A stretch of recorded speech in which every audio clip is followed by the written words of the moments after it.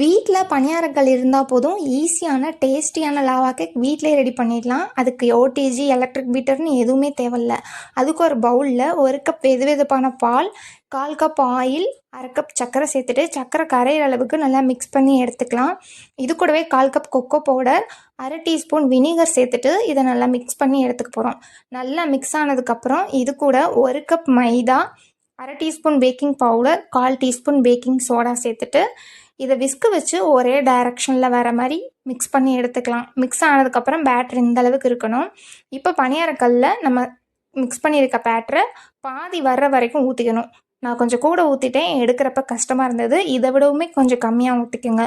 இப்போ டார்க் சாக்லேட்டை சின்ன சின்ன பீஸாக கட் பண்ணி வச்சுருக்கேன். அதை சேர்த்துட்டு அந்த சாக்லேட் மூழ்கிற அளவுக்கு மறுபடியும் கொஞ்சம் பேட்டர் வச்சு கவர் பண்ணிக்கலாம்.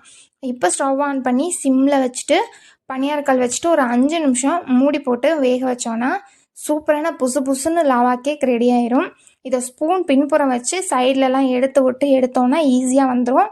பேக்கரியில் கிடைக்கிற மாதிரியே வாயில் போட்டால் மெல்ட் ஆகுற மாதிரி லாவா கேக் சூப்பராக ரெடி ஆயிடுச்சு.